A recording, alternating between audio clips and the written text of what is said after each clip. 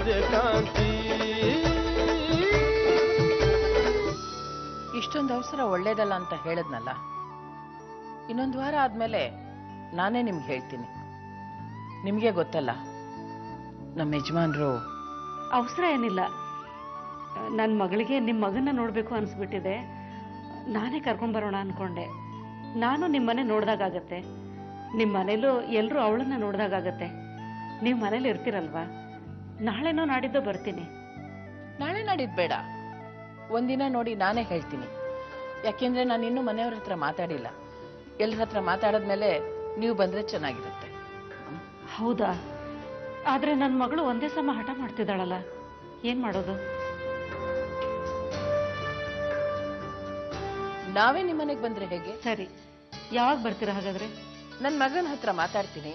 ನಾಳೆ ಬರೋದ್ ಕಷ್ಟ, ನಾಡಿದ್ದು ಖಂಡಿತ ಬರ್ತೀನಿ. ಸರಿನಾ? ಸರಿ. ಇನ್ಮೇಲೆ ನಿನ್ ಪಾರ್ಟಿಗೆ ಹೋಗ್ಕೂಡ್ದು. ಅಮ್ಮ, ಅವ್ರೇನಾದ್ರೂ ಇವತ್ತೇ ಬರ್ತಿದಾರಾ? ಇಲ್ಲ ತಾನೆ, ಅವ್ರು ಬರೋ ದಿವಸ ಮನೇಲಿ ಇರ್ತೀನಿ. ನಾಳೆನೋ ನಾಡಿದ್ದು ಬರ್ತಾರೆ ಕಣೆ. ಮಗನ ಹತ್ರ ಮಾತಾಡಿ ಹೇಳ್ತೀನಿ ಅಂದಿದ್ದಾರೆ. ಸರಿ, ಇವತ್ ಪಾರ್ಟಿ ಮುಗಿಸ್ಕೊಂಡು ಎಷ್ಟೊತ್ತಾದ್ರೂ ಸರಿ, ಮನೆಗ್ ಬರ್ತೀನಿ. ಆಯ್ತಾ? ಸರಿ. ನೋಡು, ಇದೇ ಕೊನೆ ಸಲ. ಇನ್ ಮುಂದೆ ನೀನ್ ಯಾವ ಪಾರ್ಟಿಗೂ ಹೋಗ್ಕೂಡ್ದು, ಗೊತ್ತಾಯ್ತಾ? ಆಯ್ತು. ಏನಮ್ಮ ನೀನು ಒಂದ್ಸಲ ಬರ್ತೀನಿ ಅಂತ್ಯ, ಇನ್ನೊಂದ್ಸಲ ಬರಲ್ಲ ಅಂತ್ಯ. ಈ ತರ ಕ್ಷಣಕ್ಕೊಂದು ನಿರ್ಧಾರಕ್ಕೆ ಬಂದ್ರೆ ನಾನ್ ತಾನೇ ಏನ್ ಮಾಡ್ಲಿ ಹೇಳು? ಕಳ್ಳ, ರೇಣುಕಾ ಬಂದು ನನ್ನ ಹತ್ರ ಮಾತಾಡ್ದಾಗ್ಲೇ ನನಗ್ ಗೊತ್ತಾಯ್ತು ಇದೆಲ್ಲ ನಿಂದೆ ಕಿತಾಪತಿ ಅಂತ. ಇಲ್ದೇ ಇದ್ರೆ ಇಷ್ಟು ವರ್ಷ ಮಾತಾಡ್ದೇ ಇದ್ದೋಳು ಈಗ ಬಂದು ಅಷ್ಟೊಂದು ಬೇಡ್ಕೋತಾಳೆ ಅಂದ್ರೆ ಏನ್ ಅರ್ಥ? ಇಲ್ಲಪ್ಪ, ನಾನ್ ಯಾರಿಗೂ ಹೇಳಿಲ್ಲ. ಯಾರು ಬಂದು ಮಾತಾಡೋದು ನಿನ್ನ ಹತ್ರ?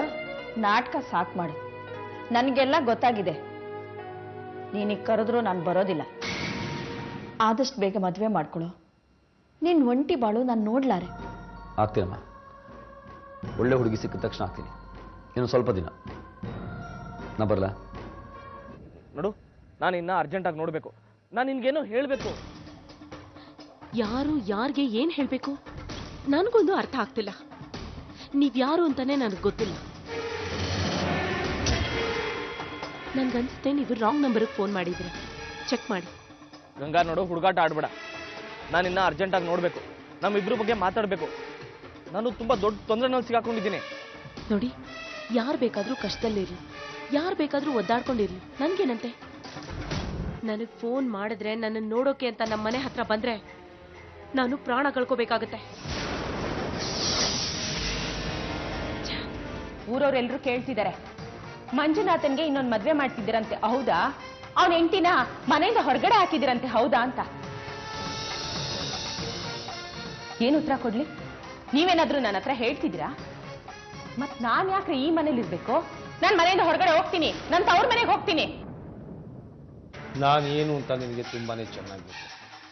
ನನಗೆ ನಾಟಕ ಮಾಡೋದಕ್ಕೆ ಬರಲ್ಲ. ಮನಸ್ಸಿಗನ್ಸಿದ್ದನ್ನ ನೇರವಾಗಿ ಹೇಳ್ಬಿಟ್ಟು. ಇನ್ನು ಅಮ್ಮ ಯಾರ ಹತ್ರ ಹೆಚ್ಚಾಗಿ ಮಾತಾಡೋದು ನೋಡಿದ್ದೆ ನೀನು?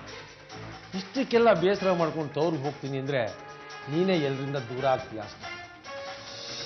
ನಾನು ಹೇಳೋದಿಲ್ಲ ಕೇಳು, ಇದೆಲ್ಲ ಸ್ವಲ್ಪ ದಿನ ಅಷ್ಟೇ.